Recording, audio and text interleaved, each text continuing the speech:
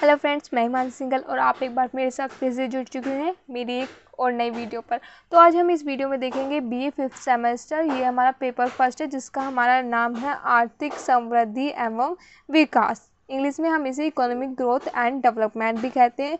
ये आपकी अर्थशास्त्र की पेपर फर्स्ट की बुक है और जिसकी आज हम यूनिट आपको फर्स्ट पूरी करा देंगे इसी वीडियो में। आप ये देख सकते हैं साहित्य पब्लिकेशन साहित्य भवन की ये बुक है जिससे हम आपको यूनिट फर्स्ट आपको इस वीडियो में कंप्लीट करा देंगे। आपको उसकी नोट्स भी इस वीडियो के डिस्क्रिप्शन बॉक्स में मिल जाएगा, जहाँ पर आप इसके नोट्स भी देख सकते हैं, है ना। मैं आपको इसका पीडीएफ भी प्रोवाइड करा दूँगी और समझा भी दूँगी, तो बस वीडियो के एंड तक बने रहिए। बुक तो मैंने आपको पहले दिखाई दी थी, तो हमने आपको सिलेबस भी पहले ही दिखा दिया है, आपने उम्मीद है आपने देखा होगा। तो आज हम आपको इसका पेपर फर्स्ट मतलब यूनिट फर्स्ट आपको इसकी कंप्लीट करा देंगे। अब हम पहले देख लेते हैं आपको यूनिट फर्स्ट में इसका पढ़ना क्या क्या है ना। फर्स्ट ऑफ ऑल हम देख लेंगे आपको यूनिट फर्स्ट में आपको इसमें पढ़ना क्या क्या है, तो फिर हम आपको पढ़ा देंगे। आप देख लीजिए पहले आपको यूनिट फर्स्ट में आपको क्या क्या पढ़ना है, ठीक है। तो यूनिट फर्स्ट में आपको फर्स्ट ऑफ ऑल पढ़ना है meaning and the measure of economic growth and development, measuring development and development gap, GDP, GNP per capital income factor affective economic growth and development. पढ़ाऊंगी मैं आपको हिंदी में है, ये इसमें यूनिट इंग्लिश में करके दे रखी है, तो मैंने आपको इंग्लिश में बताइए, आप चिंता मत करिए, मैं आपको हिंदी में ही पढ़ाऊंगी, इसकी आपको कोई चिंता करने की बात नहीं है। तो चलिए स्टार्ट करते हैं हम। मैं आपको बता दूं कि आपको फर्स्ट यूनिट में आपको टोटल फर्स्ट सेकंड और थर्ड चैप्टर पढ़ने हैं। 3 चैप्टर हैं आपकी एक यूनिट में जो आपको पढ़ने हैं। आप देख सकते हैं हिंदी में भी अगर आपको देखना है, ये देखिए, यानी आपको आर्थिक समृद्धि एवं विकास क्या है, विकास एवं विकास अंतराल का मापन, राष्ट्रीय आय एवं प्रति व्यक्ति आय, आर्थिक वृद्धि, आर्थिक समृद्धि एवं विकास को प्रभावित करने वाले घटक, ये तीनों चैप्टर आपको इस वीडियो में पढ़ने हैं। इन तीनों चैप्टर में आपकी यूनिट फर्स्ट कंप्लीट हो जाएगी। तो चलिए वीडियो स्टार्ट करते हैं। तो ये आपका फर्स्ट चैप्टर आर्थिक समृद्धि एवं विकास अर्थ परिभाषा और विशेषताएं। तो सबसे पहले हम इसमें आपको देखेंगे आर्थिक समृद्धि क्या है। तो आर्थिक समृद्धि वह है जो हमारी राष्ट्रीय आय में वृद्धि करे दीर्घकाल समय तक, मतलब जो कंटिन्यूसली आपकी आय में वृद्धि करे उसे हम आर्थिक समृद्धि कहते हैं। ये हम आपको राष्ट्रीय स्तर पर नाप रहे हैं, इसलिए हम इसमें राष्ट्रीय आय को जोड़ रहे हैं। अगर आप इसे ही अपने व्यक्तिगत स्तर पर करें, जैसे आपकी मान लीजिए आप ही लीजिए की आर्थिक समृद्धि हो रही है या नहीं, तो ये कैसे पता लगेगी, यानी आपकी आय में कंटिन्यूसली आपकी इनकम में कंटिन्यूसली वृद्धि हो रही है। ऐसा होता है ना कि 6 महीने में किसी की इनकम 6 महीने में बढ़ती है 500, जो भी बढ़ती है उसका क्राइटेरिया वो उनको पता होगा कितनी बढ़ाते हैं वे, है ना। साल में किसी की बढ़ाते हैं जो मतलब दीर्घकाल तक मतलब वे बढ़ रही है, कंटिन्यूसली बढ़ती जा रही है, तो उसे ही हम राष्ट्रीय आय में वृद्धि कहेंगे। या आपके कंटिन्यूसली किसी व्यक्ति के स्तर पर बढ़ रही है, लगातार उसमें वृद्धि हो रही है आय में, और साल के लेवल पे ही नापते हैं, इस महीने में कोई वृद्धि नहीं करता है आय में, किसी की आय में नहीं करता, तो ऑफकोर्स एक साल में ही टाइम पीरियड लेते हैं, उसके हिसाब से ही मापते हैं। एक साल में, यानी अगर आप व्यक्तिगत स्तर पर लेंगे ना, एक साल में आपकी मान लीजिए आपका बॉस जो भी आपका 500 रुपये वृद्धि कर रहा है, वो आपको लगातार साल में वृद्धि कर रहा है, आपका 500 रुपये हर साल आपकी वृद्धि हो रही है इनकम में, तो ये आपकी आर्थिक समृद्धि कहलाएगी। पर लेकिन अगर आपका एक साल तो आपने उसने बोनस में वृद्धि कर दी, फिर दूसरे साल उसने 200 ही कर दी, दूसरे साल मान लें ना करी या कम करी, तो वह आर्थिक समृद्धि नहीं कहलाएगी। इसे ही हम अगर राष्ट्रीय स्तर पर नापे तो राष्ट्रीय स्तर में होने वाली आय में दीर्घकालीन वृद्धि को राष्ट्रीय आय आप जानते हैं कैसे निकालते हैं, ठीक है। तो अब उसमें दीर्घकालीन होने वाली वृद्धि को राष्ट्रीय आय में उसे ही हम आर्थिक समृद्धि कहते हैं। इसमें सिर्फ मापदंड ये है कि आपके राष्ट्रीय आय में वृद्धि होनी चाहिए, चाहे कल्याण में वृद्धि हो या ना हो, इससे कोई से लेना देना नहीं। सिर्फ इसमें क्राइटेरिया है कि हमारी राष्ट्रीय आय या उत्पादन में दीर्घकाल में वृद्धि हो, तो हमारी देश की आर्थिक समृद्धि हो रही है। यही दे रखा है इससे। हमारा अभिप्राय राष्ट्रीय आय या उत्पादन में दीर्घकालीन वृद्धि से है। अतः आर्थिक समृद्धि में केवल इस बात पर ध्यान दिया जाता है कि किसी काल अवधि में पहले की काल अवधि की तुलना में मात्रा की दृष्टि से अधिक उत्पादन हो रहा है या नहीं। उत्पादन में कह रहे हैं पहले की काल अवधि वजह मतलब एक कोई वर्ष ले लिए, जैसे मान लीजिए 2000 ले लिया, 2001 में 2000 के कंपैरिजन में इसमें उत्पादन में वृद्धि हुई है, इसका मतलब हमारी आर्थिक समृद्धि हो गई, बस, इसे और कुछ नहीं रहते। प्रोफेसर चार्ल्स कैल्डर आर्थिक समृद्धि का अर्थ अधिक उत्पादन से है। इन्होंने कहा कि आर्थिक समृद्धि का अर्थ अधिक उत्पादन से है। और यह एक संकुचित अवधारणा है क्योंकि इसमें सिर्फ उत्पादन या राष्ट्रीय आय में ही वृद्धि पर ध्यान दिया जाता है। इसमें ये वाला मेन क्वेश्चन होगा आपका, आर्थिक समृद्धि और आर्थिक विकास में क्या अंतर है। इसमें यह दे रखा है संक्षेप में, आर्थिक समृद्धि एक भौतिक अवधारणा है जो सकल घरेलू उत्पाद या प्रति व्यक्ति आय में लंबे समय तक निरंतर होने वाली वृद्धि को बताता है। तो इसे आप पढ़ लेना, इसमें और कुछ खास नहीं है ना। बस इतना ही आर्थिक समृद्धि में जो आपको देखने था वो मैंने आपको बता दिया है। जो मैं आपको बता रही हूँ आप बस वही कर लेना, इतना आपको करने की कोई जरूरत नहीं है। बाकी मैं आपको इसके नोट्स तो प्रोवाइड कराई दूंगी, आप वहाँ से नोट्स कर लेना। आर्थिक समृद्धि तथा समृद्धि दर दे रखी है, निरपेक्ष दर में इसे आप रहने देना, ये कुछ ये नहीं है। अब फिर आपको जो करना है वो है प्रगतिशील उद्योगामी व स्थिर समृद्धि क्या होती है। प्रगतिशील, देखो इसमें डायग्राम से ये जरिए दिखा रखा है, वहाँ से बताती हूँ। प्रगतिशील समृद्धि दर का मतलब है अगर आपकी आय में वृद्धि, पॉपुलेशन, ये हमारा डेल्टा का मतलब होता है परिवर्तन, ये तो आपको पता होगा। अगर हमारी आय में वृद्धि पॉपुलेशन की वृद्धि से अधिक है तो हमारी माना जाएगा प्रगतिशील समृद्धि हो रही है। उद्योगामी यानी हमारी आय में वृद्धि पॉपुलेशन की वृद्धि दर से कम है, यानी पॉपुलेशन में वृद्धि दर ज़्यादा हो रही है और आय में कम हो रही है, उसे हम उद्योगामी समृद्धि कहेंगे। फिर आ जाएगा हमारा थर्ड, स्थिर समृद्धि, यानी इसमें आय में वृद्धि और पॉपुलेशन में वृद्धि दोनों बराबर है, जितनी आय में वृद्धि हो रही है उतनी ही हमारे पॉपुलेशन में भी वृद्धि हो रही है, तो इसे हम स्थिर समृद्धि कहेंगे। बस इतना ही देख लेना आप। फिर आ जाएगा हमारा आर्थिक विकास। आर्थिक विकास क्या है। आर्थिक विकास आर्थिक समृद्धि की तुलना में एक विस्तृत अवधारणा है, क्योंकि आर्थिक समृद्धि में तो हम सिर्फ केवल राष्ट्रीय आय में वृद्धि या उत्पादन में वृद्धि हो रही है तो इसी ही हम समृद्धि कह देते हैं। पर लेकिन आर्थिक विकास में वृद्धि तब मानी जाएगी जब हमारी राष्ट्रीय आय उत्पादन में वृद्धि तो हो रही हो, ये तो होने आवश्यक है, इसके साथ आपकी सांस्कृतिक, सामाजिक, राजनीतिक व नैतिक दृष्टि से भी उन्नत हो रहा हो देश, यानी आपका वहाँ के ह्यूमन इंडेक्स में वृद्धि हो रही हो, मानव कल्याण में वृद्धि हो रही हो, सामाजिक कल्याण भी हो, आय का समान वितरण भी होना चाहिए, तभी आर्थिक विकास कहलाएगा। ठीक है, इन सब में वृद्धि होनी चाहिए तभी हमारा किसी का देश का आर्थिक विकास कहलाएगा। इसमें आपको दे भी रखा, आप ये वाला याद कर लेना है, वृद्धि को विकास का एक अंग है कहा जाता है। अतः समृद्धि का तात्पर्य प्रति व्यक्ति वास्तविक आय तथा भौतिक उत्पादन में वृद्धि से है, तथा आर्थिक विकास का तात्पर्य आर्थिक वृद्धि के साथ ही सामाजिक, सांस्कृतिक, राजनीतिक व नैतिक उन्नति से है। ये वाली आप डेफिनेशन याद कर लेना। ठीक है, फिर इसमें देख रखे हैं आर्थिक विकास से संबंधित दृष्टिकोण, परंपरागत और आधुनिक दृष्टिकोण देख वास्तविक राष्ट्रीय आय। उन्होंने कहा था कि राष्ट्रीय आय में वृद्धि होनी चाहिए, वास्तविक प्रति व्यक्ति आय में वृद्धि हो रही है तो माना हो रहा है, तो ही हमारी आर्थिक विकास हो रहा है। आधुनिक दृष्टिकोण के अनुसार सामाजिक कल्याण में वृद्धि होनी चाहिए तभी हमारा आर्थिक विकास होगा, है ना। परंपरागत ने कहा है कि वास्तविक आय में वृद्धि होनी चाहिए, हमारा आर्थिक विकास होगा। फिर एक ने कहा है कि प्रति व्यक्ति आय में वृद्धि होनी चाहिए तो भी हमारा विकास होगा, है ना। मतलब इनका भी कहने का मतलब है कि हमारी आय में वृद्धि हो रही है तो आर्थिक विकास होगा। पर लेकिन जो हमारे मॉडर्न दृष्टिकोण आता है, आधुनिक अर्थशास्त्री, उन्होंने कहा है कि समाज कल्याण में वृद्धि होनी चाहिए तभी हमारा आर्थिक विकास हो सकता है, ये नहीं सिर्फ आय में ही हमारी वृद्धि हो रही हो। तो ये इन्होंने दृष्टिकोण दे रखे। बस इनमें आप यही देख लेना कि परंपरागत शास्त्री ने कहा था कि राष्ट्रीय आय और प्रति व्यक्ति आय में वृद्धि हो रही हो तो हमारा आर्थिक विकास होगा, जबकि हमारा आधुनिक दृष्टिकोण के अनुसार आधुनिक अर्थशास्त्रियों ने कहा है कि सामाजिक कल्याण में वृद्धि होनी चाहिए तभी आर्थिक विकास होगा, है ना। बस इतना ही बहुत है और ये आप देख सकते हैं।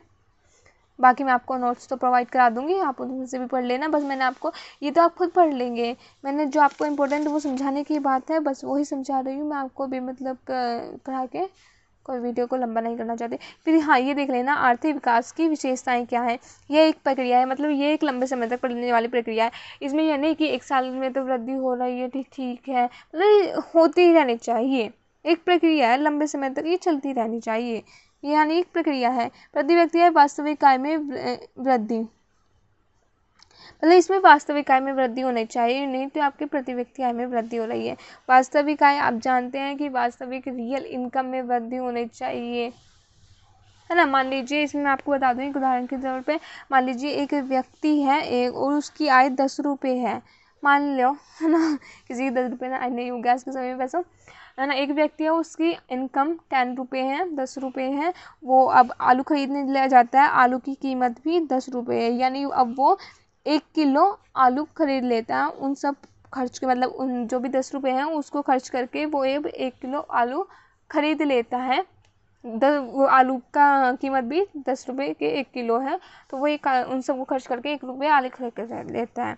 मान लीजिए अब अगले साल उसकी इनकम बढ़ी है और अब वो 10 के जगह 20 हो गई है, ठीक है। और हमारे पर लेकिन अब आलू की भी इनकम बढ़ गई है। अब वे 10 के थे, वो जो पिछले साल जो 10 के थे ना, अब वे भी 20 के 1 किलो हो गए हैं। तो अब मान लिया उस इंसान की तो पिछले साल के मुकाबले इस साल में 10 थी, अब 20 रुपये हो गई है, पर लेकिन आलू में भी तो पहले 10 थे और अब 20 हो गए हैं, तो उसकी क्या इनकम बढ़ी है?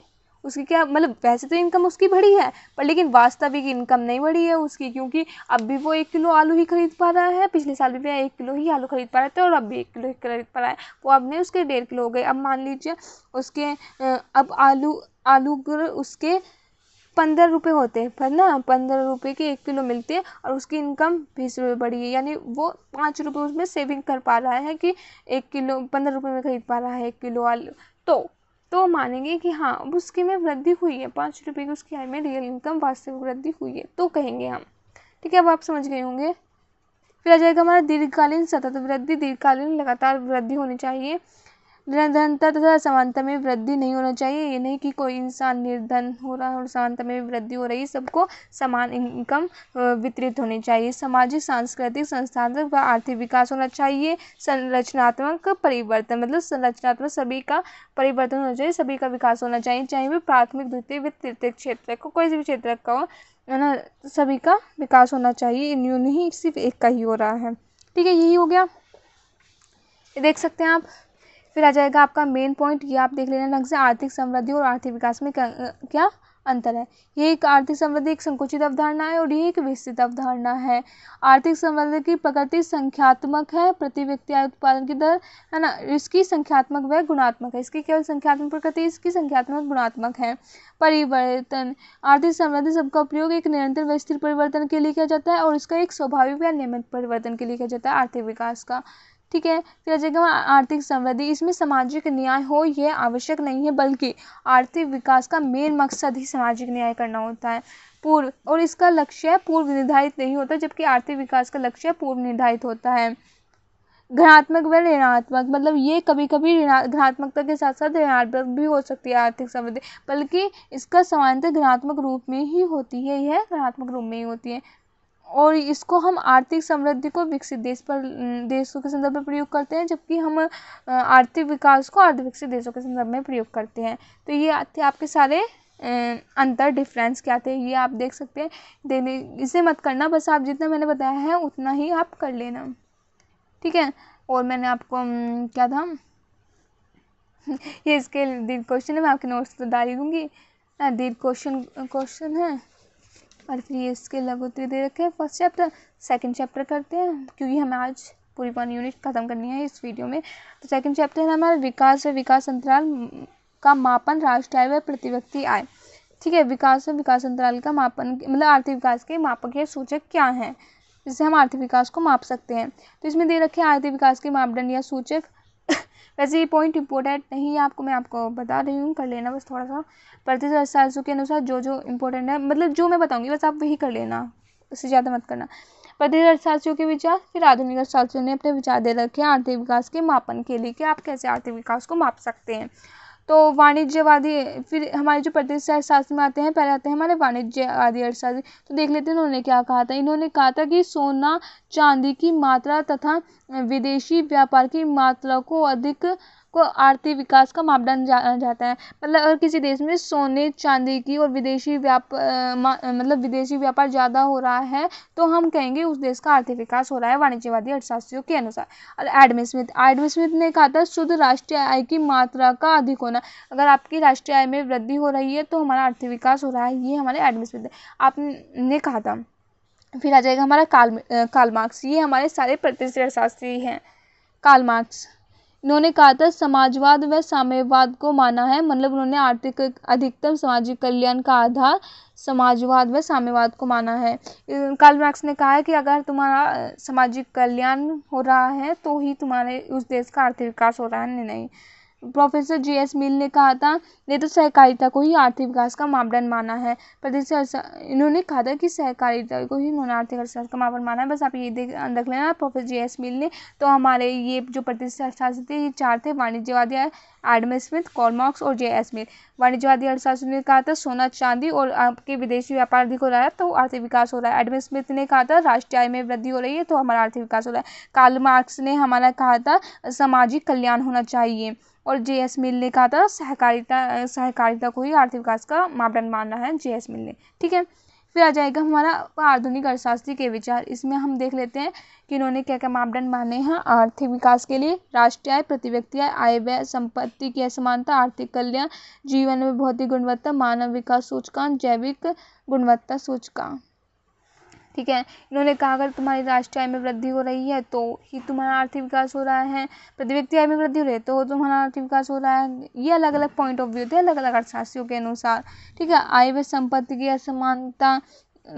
असमानता खत्म हो जाए तो आर्थिक विकास हो जाएगा उस देश का। आर्थिक कल्याण होना चाहिए तभी हमारा आर्थिक विकास हो सकता है। जीवन की भौतिक गुणवत्ता है ना, मानव विकास, मानव का विकास सूचकांक अगर बढ़ रहा है ना, मानव विकास सूचकांक अच्छा है तो उस देश का आर्थिक विकास है। जैविक गुणवत्ता, सोनपच, इन सब ने ये सूचकांक दिए हैं आर्थिक आधुनिक अर्थशास्त्रियों के अनुसार। इसमें ये खोल के भी दे रखा है, आप देख सकते हैं। ये आधुनिक अर्थशास्त्रियों के विचार ये दे रखा है। सेकंड पॉइंट राष्ट्रीय आय, इसमें आप ये खुद पढ़ लेना, राष्ट्रीय आय जान सकते हैं। ये किसी देश में एक वर्ष के अंतर्गत पैदा की गई समस्त वस्तुओं और सेवाओं के मौद्रिक मूल्य को कुल राष्ट्रीय उत्पादन कहते हैं। कुल राष्ट्रीय है ना, ये आप जानते हैं, इसीलिए इसमें आपको दोबारा नहीं पढ़ाऊंगी। GDP ग्रॉस डोमेस्टिक प्रोडक्ट यानी सकल घरेलू उत्पाद, जो हमारे एक देश के अंदर एक समय मतलब एक टाइम पीरियड में कोई सी वस्तु के उत्पादन हो रहा है उसे ही हम सकल घरेलू उत्पाद कहते हैं। ये देखिए ये डेफिनेशन दे रखी है, सकल घरेलू उत्पाद से हमारा आशय एक देश की घरेलू सीमा में एक वर्ष में उत्पादित सभी वस्तु व सेवाओं के मौद्रिक मूल्य से है। ठीक है, बस आप इनमें से इनकी डेफिनेशन देख लेना, इतना आपको करने की कोई जरूरत नहीं है। इन्होंने एग्जाम्पल भी दे रखा है, मत देखना।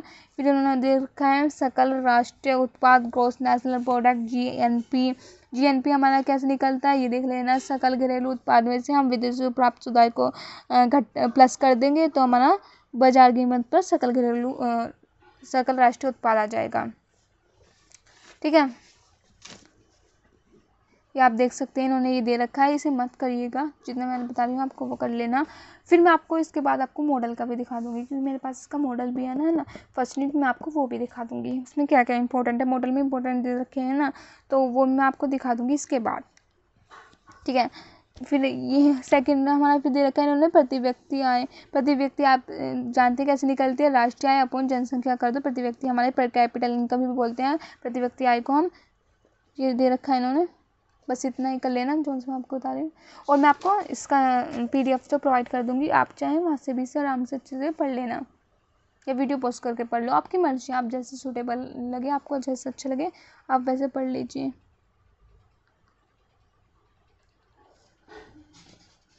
फिर थर्ड आ जाएगा हमारा, ये देखो थर्ड, राष्ट्रीय व संपत्ति में असमानता।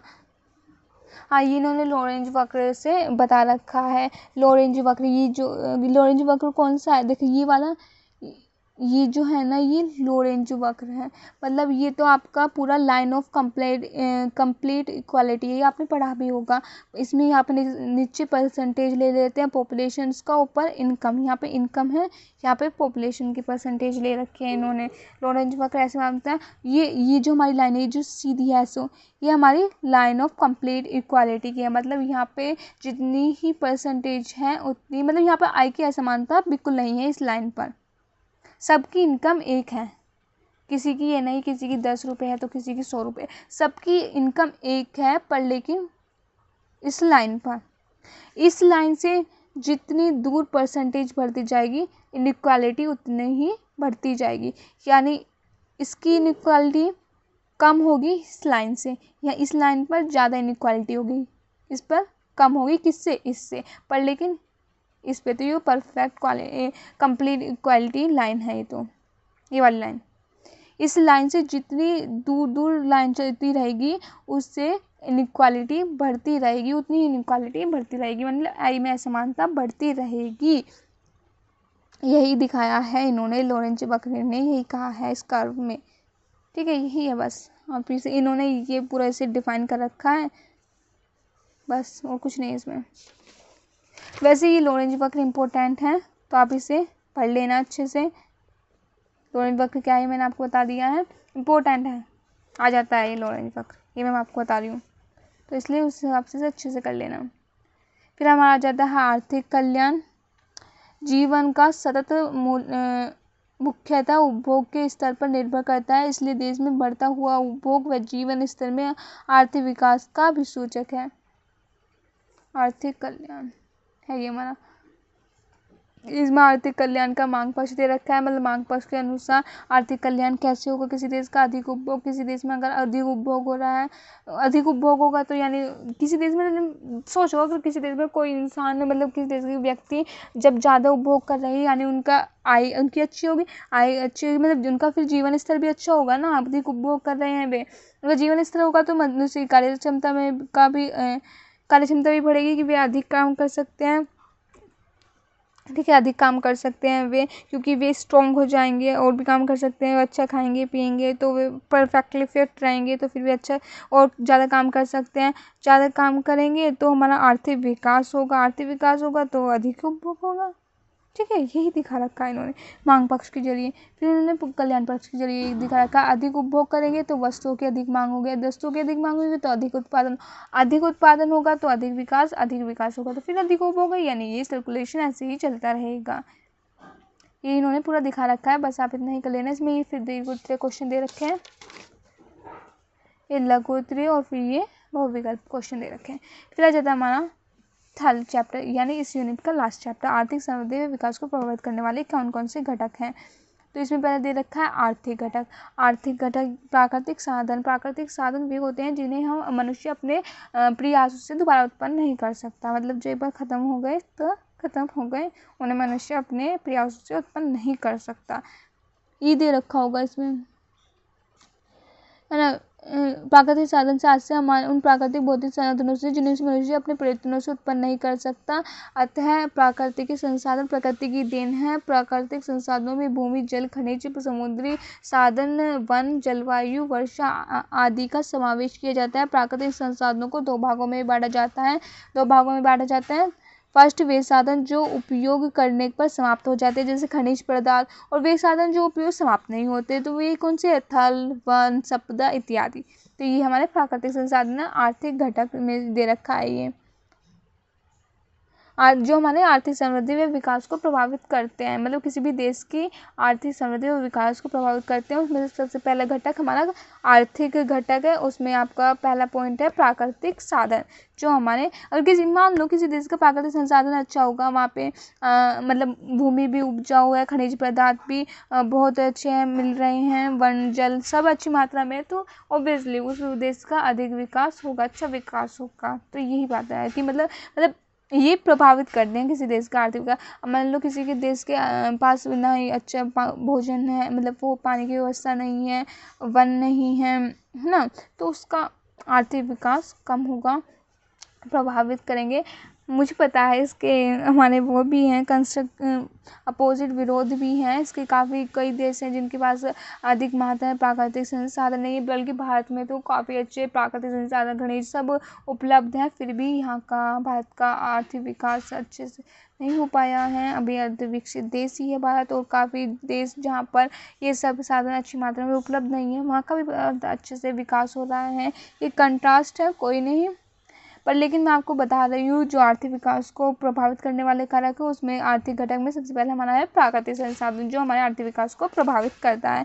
फिर आ जाएगा हमारा मानवीय संसाधन व श्रम। किसी देश में अगर अच्छे मानव होंगे, कुशल होंगे, पढ़े लिखे होंगे तो उस देश का अच्छा विकास होगा, है ना। ये दे रखा है जनसंख्या का उनकी शिक्षा, कुशलता, दूरदर्शिता तथा उत्पादकता से होता है मानवीय संसाधन। ये किसी देश में अच्छे मानव संसाधन कुशल पढ़े लिखे होंगे तो वे मतलब पढ़े लिखे होंगे तो उन्हें ज़्यादा नॉलेज होगी तो वे अच्छे काम, किसी भी काम को अच्छे तरीके से कर सकते हैं, जल्दी कर सकते हैं। ठीक है, यही बात होता है। फिर थर्ड है हमारा पूंजी निर्माण। पूंजी निर्माण जब हम अपनी बचत को पूंजीगत पदार्थों जैसे मशीनों, यंत्र, उपकरणों आदि की मात्रा में वृद्धि करने में व्यय करते हैं तो इसे व्यय को विनियोग कहते हैं। पूंजी निर्माण हमारा वही तो होता है, हमारा कैपिटल, यानी जिस देश में मशीनरी उपकरण ज़्यादा हैं तो उस देश का आर्थिक विकास होगा, है ना।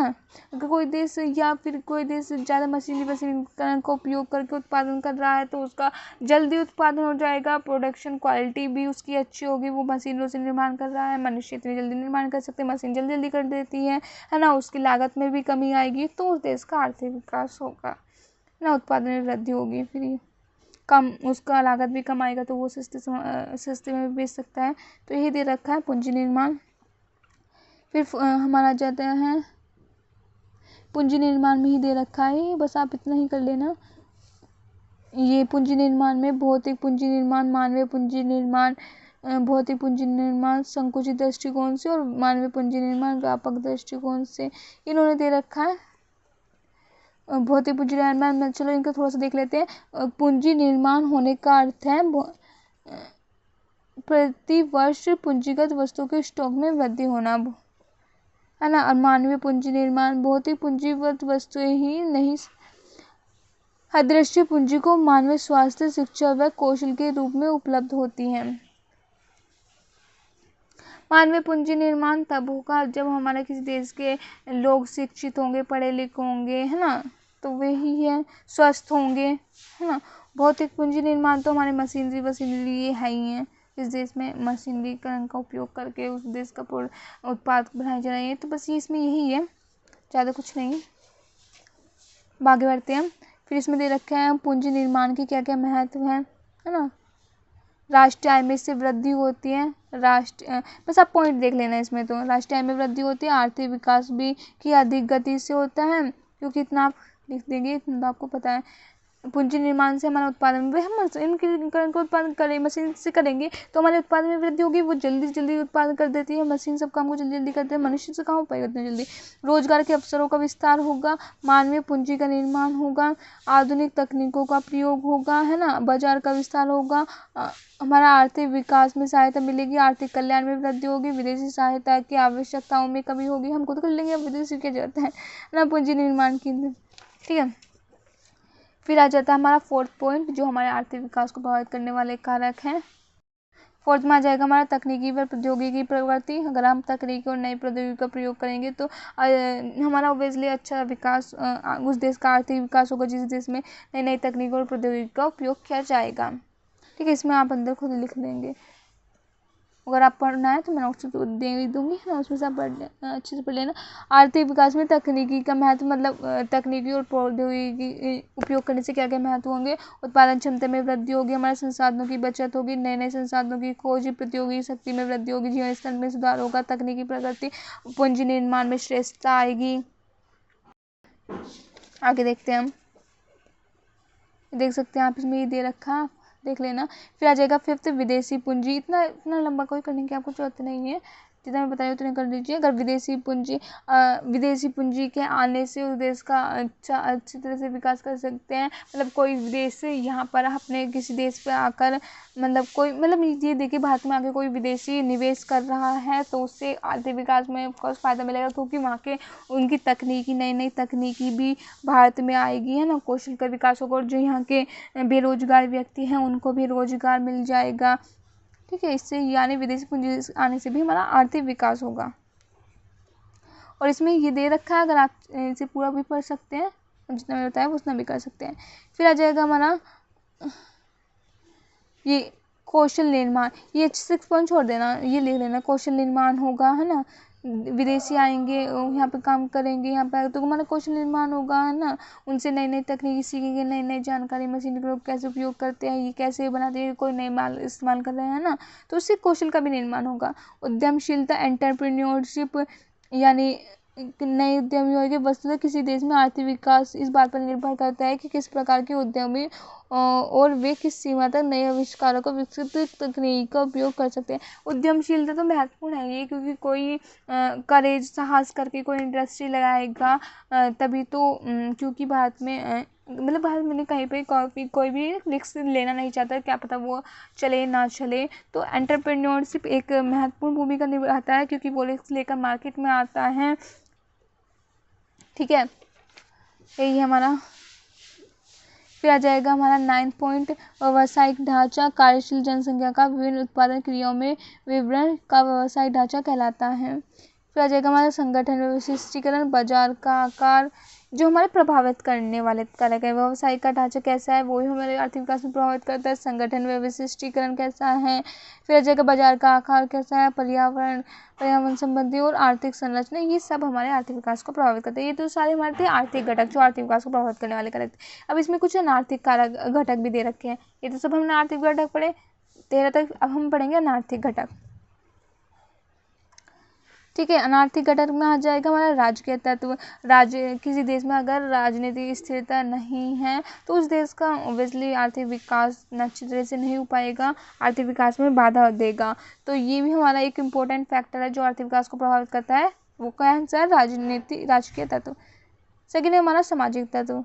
सामाजिक तत्व भी बहुत महत्वपूर्ण भूमिका निभाता है। धार्मिक तत्व भी उसमें से एक है, ये आप देख लेंगे, तो आपको बोलेंगे। सांस्कृतिक तत्व, संस्थागत तत्व और अंतर्राष्ट्रीय तत्व, ये सारे तत्व हैं जो हमारे आर्थिक विकास को प्रभावित करते हैं। तो ये आपका पूरा कंप्लीट होगा, ये देख लीजिए आप। तो ये आपका पॉइंट पूरा कंप्लीट हो गया है। यूनिट फर्स्ट हमने आपको 3 चैप्टर पढ़ा दिया। मैं आपको इसका एक बार मॉडल पेपर भी दिखा देती हूँ। तो ये रहा आपका मॉडल पेपर। अब मैं आपको ये मॉडल पेपर भी दिखा देती हूँ। उसमें मॉडल पेपर में इंपॉर्टेंट क्वेश्चंस होते हैं। ये आपका मेरा चित्र पब्लिकेशन का मॉडल है जिसमें मैं आपको दिखा रही हूँ, है ना। तो आप इसे एक बार देख लीजिए, दिखा रही हूँ। अगर आपको किसी को देखना है देख सकते हैं आप इंपॉर्टेंट क्वेश्चन। फिर आपको ये मॉडल पेपर भी लेने की जरूरत नहीं है, बस इसमें से आपको देख लेना, कोई खास में से होता नहीं है। आप भी मतलब ये 70 रुपये खर्च करेंगे एक मॉडल को लेने के लिए। मैं आपको सारे दिखा दूंगी। बुक्स भी आपको कोई लेने की जरूरत नहीं, मैं आपको सारे नोट्स प्रोवाइड करा दूंगी। तो आप बस वीडियो को पूरा देखना, नोट्स मैं आपको प्रोवाइड कर दूँगी। इसका कोई चिंता की बात नहीं है, फ्री में सब दे रही हूँ, क्या ही मांग रही हूँ मैं, है ना। तो आराम से आप कर लेना, कोई मेरे होते हुए कोई चिंता करने की आपको बात नहीं है। ठीक है, कोई भी प्रॉब्लम हो कमेंट करके पूछ लेना, मैं ऑलवेज आपके लिए फ्री हूँ। आपकी कमेंट पढ़ती हूँ, जो भी कमेंट करता है उसको अच्छे से पढ़ती हूँ, रिप्लाई भी देती हूँ, है ना। कोई मुझे लगता है रिप्लाई देने वाली बात है, अब कोई पूछता है हेलो हेलो मैम हेलो दी, उसको मैं कहीं रिप्लाई दूँ ना। तो मैं, है ना, तो कोई प्रॉब्लम हो आप पूछ लेना, मैं आपको रिप्लाई भी दे दूँगी। कोई प्रॉब्लम हो free to ask, you are free to ask. ठीक है, पूछ लेना कुछ भी प्रॉब्लम हो। ये आपका मॉडल पेपर है, इंपॉर्टेंट क्वेश्चंस दे रखे इसमें। अति लघु पहले दे रखे हैं, आर्थिक समृद्धि व रोजगार में क्या संबंध है, ये वाला मैं बता रही हूँ। इसमें से अधिक लघु मॉडल में से एक भी क्वेश्चन नहीं आता है। ये एक हिडन फैक्ट है जो मैं आपको बता रही हूँ कि अति लघु कोई भी आपके मॉडल में से आता नहीं है। मैंने हर साल पढ़े हैं पर एक सिंगल क्वेश्चन नहीं आया अति लघु मॉडल पेपर में से। अति लघु लॉन्ग आ जाते हैं, शॉर्ट भी आ जाते हैं, पर लेकिन अति लघु तो बिल्कुल नहीं आते हैं। तो इसलिए अति लघु मैं आपको पढ़ूंगी भी नहीं। बस आप एक बार देख लीजिए, आपको पढ़ना है तो मैं आपको बस ये दिखा दूंगी, ऐसे आने वाला है नहीं। ये क्या जाएगा हमारा आर्थिक समृद्धि व तकनीकी प्रगति पर क्या प्रभाव पड़ता है, आर्थिक समृद्धि पर। तो इन्होंने देख रखा है, आप पढ़ लेना खुद। मैंने आपको बुक पढ़ा दिया है, वो बहुत है। आर्थिक समृद्धि से बेरोजगारी कैसे प्रभावित होती है, ये दे रखा है, आने वाले तो है ना, देख लेना आप। इकोनॉमी में तो क्वेश्चन वैसे भी कुछ अलग से ही आते हैं, है ना। फिर पढ़ना तो आपको सब कुछ है। आर्थिक असमानता का स्वास्थ्य आर्थिक वातावरण पर प्रभाव, आर्थिक असमानता का स्वस्थ आर्थिक वातावरण पर प्रभाव, इसे बिल्कुल छोड़ देना। सच में ये आने वाला नहीं है बिल्कुल, मतलब कुछ है तो कुछ भी नहीं है यार। ये पढ़े थे मैंने सारे, कुछ नहीं आएगा पर ऐसी बात नहीं, अच्छे आए हैं मार्क्स मेरे, क्योंकि अगर आप आता तो इससे ही रिलेटेड है। मुझे पता है क्वेश्चन ये नहीं आता है, पर लेकिन इससे रिलेटेड ही कुछ आते हैं। ज़्यादातर कोई करंट इवेंट जो होता है ना उससे पूछते हैं, आ जाता है। अगर आप पूरा अच्छे से पढ़ोगे जो मैं आपको बता रही हूँ, तो उसमें से आपको फिर कोई प्रॉब्लम नहीं होती है, क्योंकि इससे ही रिलेटेड आता है। क्वेश्चन एग्जैक्ट नहीं आते, रिलेटेड इससे ही आ जाते हैं। तो आप अच्छे से पढ़ोगे तो ही आप उसे कर सकते हो। नहीं, हार्ड वार्ड ऐसा कुछ नहीं आता, चिंता की करने की कोई बात नहीं है, बस आप पढ़ लीजिए। राज्य का हमारा समावेशी विकास हेतु भारत सरकार द्वारा क्या पहल की गई है, संक्षेप में लिखिए। ये ना दिख रहे पंचवर्षीय योजना ये सारी लागू की गई है, ये आप देख लग सकते हैं। वीडियो पॉज करके आप समझिए। ये देखिए आप, समावेशी एवं सतत विकास क्या है, इसमें अंतर ये देख लीजिए। इसका अर्थ समावेशी विकास के अंतर्गत समाज में कमजोर वर्ग को सम्मिलित करना होता है, जबकि सतत विकास के अंतर्गत वर्तमान तथा भविष्य की आवश्यकताओं को पूरा करना होता है। इसका उद्देश्य असमानता को कम करना होता है। इसके अंतर्गत आर्थिक, सामाजिक और पर्यावरण संतुलन बनाना होता है ना। ये आप देख लेना खुद ही। ठीक है, फिर आर्थिक समृद्धि का अर्थ क्या है, ये मैंने आपको पूरा अच्छे से बता दिया है पहले ही। हाँ, बस ये इसमें आपको करना क्या है, ये आर्थिक समृद्धि की विशेषता वो उस बुक में नहीं दे रखी थी, तो आप इसे कर लेना एक बार। आर्थिक समृद्धि की विशेषताओं को हेडिंग कर लेना। उस सकल घरेलू उत्पाद, वेतन में वृद्धि, रोजगार में वृद्धि, उच्च जीवन स्तर, वित्तीय स्थिरता, आय समानता में कमी आती है, सामाजिक बुनियादी ढांचे में सुधार होते हैं, उद्योग में व्यवसाय का विकास होता है, उत्पादन में वृद्धि और निवेश में वृद्धि, ये सारी वृद्धि होती है। ये हमारा पूरा आर्थिक समृद्धि की विशेषताएं हैं। फिर नेक्स्ट आ जाएगा हमारा आर्थिक समृद्धि को निर्धारित करने वाले कारकों को संक्षेप में व्याख्या कीजिए। तो इसमें दे रखा है, आप पढ़ सकते हैं। वीडियो पॉज कर लीजिए, आप आराम से पढ़ लीजिए। फिर आज हमारा थर्ड क्वेश्चन, स्वस्थ आर्थिक वातावरण को प्रभावित करने वाले कारक कौन कौन से हैं। इसे तो आप बिल्कुल छोड़ देना, इसे मत करना। ये हो गया, ये रहा आपका फोर्थ क्वेश्चन, समावेशी विकास से क्या तात्पर्य, इसकी विशेषता। हाँ, समावेशी विकास का आप एक बार पढ़ लेना। समावेशी विकास किसमें विशेषता दे रखे, समान अवसर, गरीबी उन्मूलन, क्षमता निर्माण, समान वितरण और सतत विकास और सामाजिक समरसता, ये इसकी विशेषताएं होती हैं समावेशी विकास की। तो आपकी यूनिट फर्स्ट कंप्लीट हो गई। मैंने आपको मॉडल पेपर भी दिखा दिया है। तो चलिए मिलते हैं अगली वीडियो में, जिसकी हम इसकी यूनिट सेकंड देखेंगे। तो चलिए, तब तक के लिए बाय बाय।